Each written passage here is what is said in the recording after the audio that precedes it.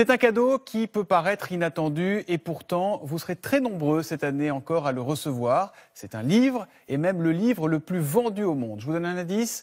On doit à cet ouvrage des expressions qui sont entrées dans notre vocabulaire de tous les jours comme bouc émissaire ou encore crier sur les toits. Vous avez trouvé? Oui? Non? La réponse c'est avec Jeanne Benzina et Annie Triboire. Il a traversé les siècles. On l'appelle le livre des livres. La Bible, le livre le plus lu au monde, écrit en araméen, hébreu, grec. Depuis les premiers textes au 1er siècle après Jésus-Christ, la couverture et la langue ont un peu changé. Mais le succès est toujours le même. Dans cette librairie, rien que ce mois-ci, il s'en est vendu plusieurs centaines. C'est un secteur qui est central, il est face à la porte d'entrée du magasin. Donc c'est se déploie ici sur 4 travées et puis sur ces étagères-là et ici également. Donc 1,90 €, premier prix, pour avoir le texte intégral en traduction protestante. Et puis ça va sur des très belles Bibles, comme celle de Jérusalem ici, qui est vraiment un très bel ouvrage, en cuir tranché argent, 179 €.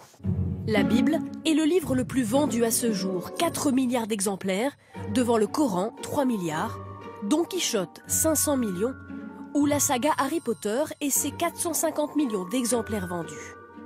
Pour ses lecteurs, la Bible n'est pas un livre comme les autres.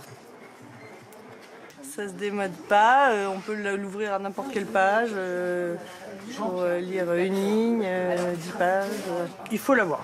On l'offrira peut-être plutôt à un croyant, mais on peut aussi, je pense, l'offrir à un incroyant pour susciter son intérêt, sa curiosité.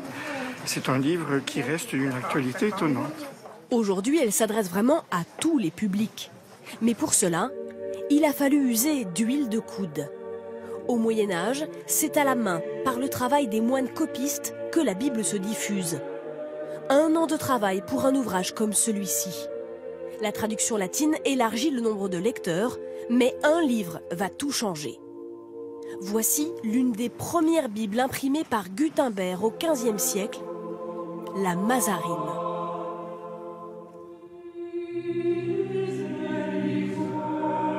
C'est vraiment la première grande entreprise éditoriale de l'époque moderne. Au niveau du décor, vous voyez tous les éléments comme les lettres, toutes les choses de couleur ont été rajoutées à la main.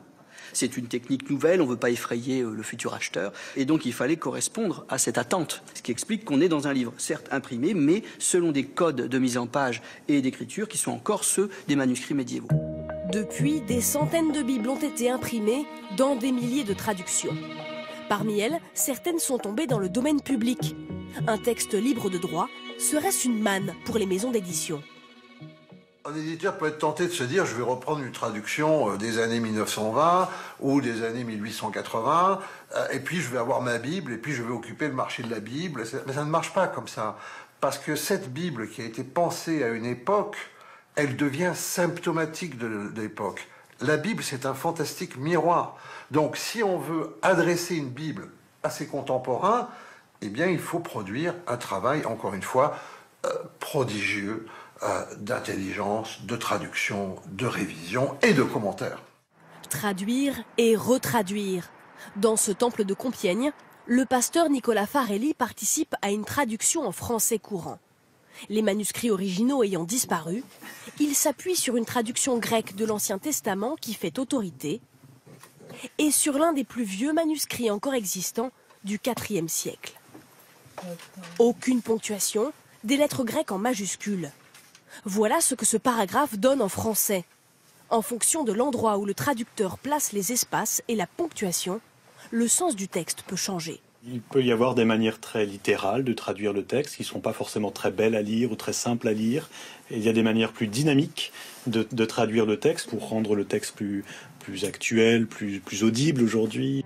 Exemple, dans la phrase « Un jour Moïse, devenu adulte, alla voir ses frères de race », frères de race ne s'emploie plus.